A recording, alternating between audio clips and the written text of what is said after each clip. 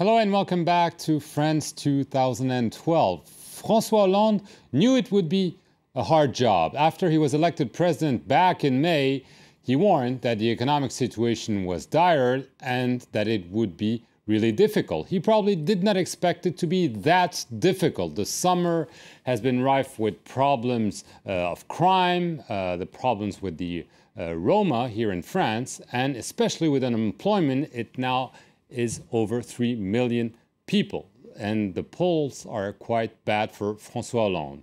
So is he too soft, like the right is saying, or can he pull it off and really put France back on track? With me to discuss the Hollande presidency, the early presidency, Philippe Turle from Radio France Internationale and Gregory Viscusi with Bloomberg News. François Hollande, a disappointment already, or is it too early to say? I think it's a disappointment, certainly for anybody who was expecting a rapid change after François Hollande was elected, with the creation of jobs, the economy getting back on its feet with growth, also in France, economic growth and improved public spending. All of that has not happened at all. And I think that is certainly disappointing. But as François Hollande said, and as you said in your intro, that was to be expected. It's too early still to say that he hasn't got it right. He's only been in power for just over 100 days. And in 100 days, you can't just get the economy back on its feet. This is a global crisis. This is a European crisis, and France is right in the middle of it. So whatever François Hollande does, he's going to find it very difficult. Of course, on the other hand, for the right wing, who lost the elections, the supporters of Nicolas Sarkozy and the UMP party, this is exactly what they want. They can criticise Hollande all the way down the track, saying he's too soft, he's absent, he doesn't know what he's doing, he's not cutting public spending like he should be doing things completely differently to the way he's doing them, and you're to blame for voting him in with the hopes that in the next election in 2017 they will increase their power support base and they will be re-elected. Of course, they're a long way away from that. In the meantime, situation is difficult. France is in a dire crisis, and François Hollande has certainly got his time cut out to try and solve that. But I think it's still a little bit too early to say he hasn't managed to do it, but maybe he's been a little bit slow in asserting himself up until now. Right. Greg Viscusi, in the meantime, we're going to see some figures, some polls that were taken showing that the satisfaction with the job done by François Hollande is decreasing, but especially, and that's an interesting one, that the action of the government against unemployment is considered as unsatisfying by a clear majority. You see 63% of the people dissatisfied and 30% only satisfied. Greg Viscusi, this is bad news for him. Of course, bad news, but it's completely foolish to think that the government in a matter of months could turn around a situation in which France is not master of its own destiny. I mean, as you know, we were saying, they're trapped in a global crisis. But the government Hollande did trap himself a bit, and the whole Socialist Party trapped themselves a bit during the election campaign, where they blamed the entire crisis on Sarkozy, which was an equally, crazy claim to make. Again, it's a global crisis, and you could even argue that Sarkozy managed to, protect France from the worst of the crisis. But throughout the campaign, it was always made very clear by Hollande and the others that the crisis was purely the result of Sarkozy's action. So if you say that the crisis is the result of your predecessor, well, then, your arrival, I guess, should be expected to change things. So I think they did set up a completely unmatchable set of expectations during the campaign. So they are in a trap completely of their own making. Right. One thing that is, I think, important to underline is that after Sarkozy was defeated in the presidential election, there was an enormous impatience in France for things to change, for all the Sarkozy era to be replaced with something new, for a new breath of fresh air. And this impatience is still here. We had Hollande elected in May, then we have the summer break where people go on holiday. And the French were saying, well, how come they're going on holiday in the middle of the summer when they've just been elected, when they should be sorting out the problems in this country? And I think that explains why these opinion poll ratings have gone down, because people are saying, well, why isn't he doing something? Why isn't he out there? Why isn't he saying something? Why isn't he introducing policies? It's all been a bit too slow. We've been waiting since May. We're now in September and still things aren't moving. I think that is the key. This is a wake-up call for Francois Hollande. It's not a divorce between him and the public,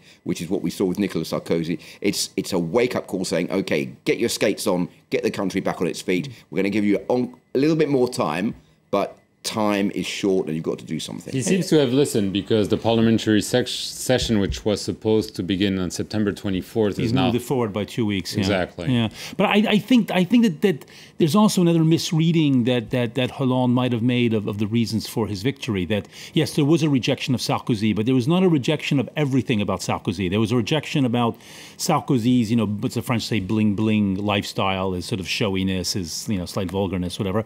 And there probably was a rejection of, or at least a sense that his policies were a little bit skewed towards favoring the more wealthy off in France. But I don't think the French rejected there's no really good French word for it, but the voluntarist, as the French say, side of Sarkozy, where there was a sort of action man side of Sarkozy, where even if a lot of it was PR bluff, every day he was out there making an announcement, solving this, jumping into this. Hollande to do the same. And I think Hollande just seems to be so withdrawn. All this talk of being a normal president, he's so quiet and so withdrawn, and I think that that's a side of Sarkozy that the French did not reject, and they probably still want to see in a president. I think you're right, but the difference between Sarkozy and Hollande is that Sarkozy was a control freak. He wanted to control everything, wouldn't let anybody take any decisions without him making them himself almost.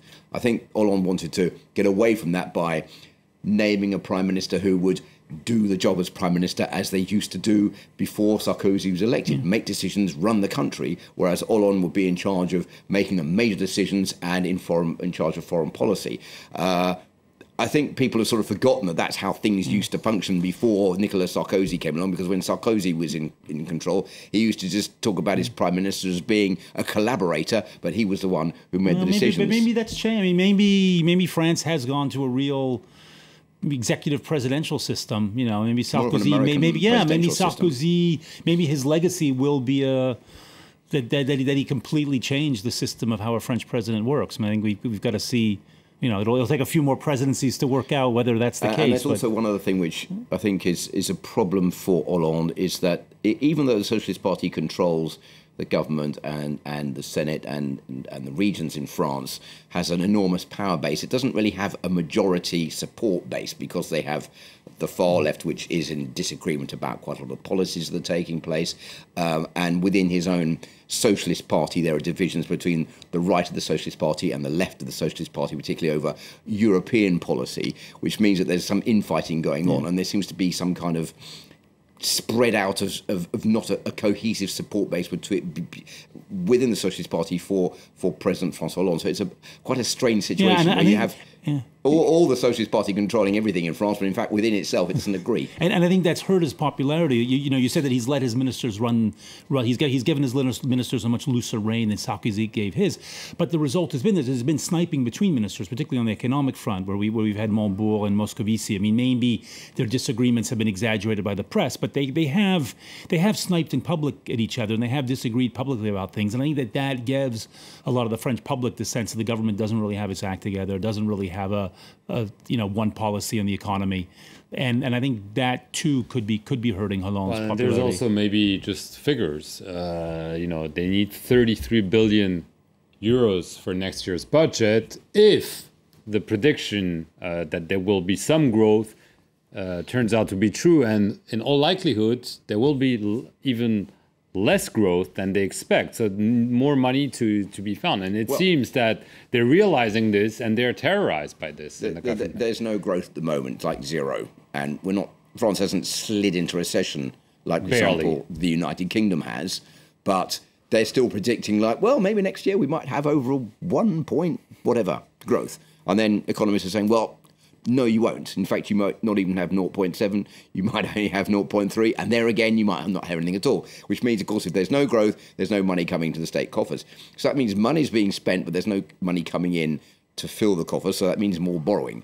And that's bad news. That is what the government just wants to avoid at all costs. So it's going to be very difficult to see how, unless he's going to tax everybody off the planet. But if you tax people too much, they won't spend money. Therefore, they won't boost the economy. So it's a very difficult equation for the government to have to try to work out to keep the economy buoyant. So I think that all the pledges that he made during his election campaign, unfortunately, he's going to have a lot of difficulty trying to maintain them, and that is also going to undermine his policy. The only chink of light we've had in the last couple of weeks has been the lowering of prices of petrol in France, or gasoline, as they say in the United States, after the government actually did intervene to try to bring it down by 2 or 3 centimes, 6 centimes per litre. It's like a tiny little breath of fresh air, even though it wasn't exactly what Francois Hollande said he was going to do. At least there's been some respite on that front. But I think that's the only respite we're going to see in the next few weeks. Do you think there is maybe a realization that because of those figures that I mentioned earlier,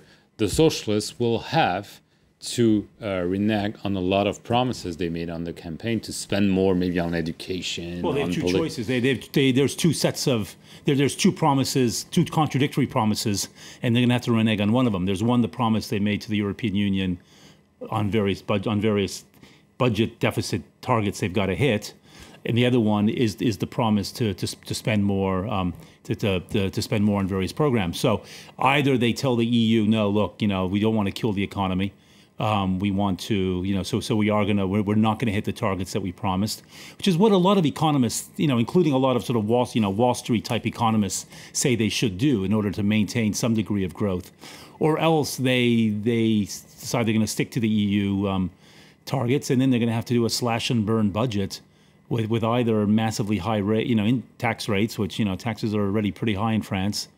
Maybe they're not fairly spread, but as a take of the total economy, they're very high, and renege on some of the promises that they made.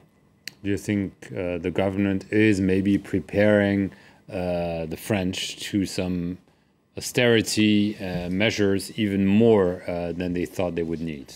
In a word, yes. But I think the French know there's a problem. I mean, they're not stupid. They know there's a financial and global crisis. They knew there was a crisis before Hollande was elected. I mean, Nicolas Sarkozy spoke about it enough for everyone to understand that there was a big problem to sort out. So there's a certain degree, I think, of understanding that Francois Hollande has come along. He can't just suddenly pull a rabbit out of a hat and say, well, the crisis is over. So people are willing to wait a while and say, what are you going to do? I think that the idea of taxing all those who earn over €1 million every year by 75% gave him a boost before the election, but it took everyone aback in the government, saying, how are we going to be able to, or the future government, how are we going to be able to introduce that? There are some measures that he will be able to introduce, others that he's going to find very difficult. But you can't tax everybody, as I said before, all the time, and increase taxes on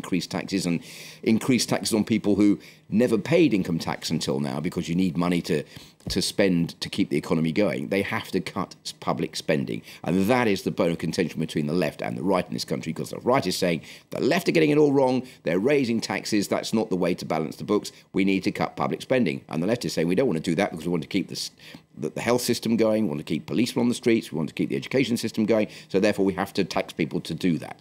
And that is the big bone of contention between the two sides. Hollande is trying to increase taxes so he's got more money to spend. But I think it's not going to be easy for him if there's no growth, because people won't be able to spend any more money to keep the economy going. Very quickly, Greg, do you think Hollande has what it takes in terms of decision making?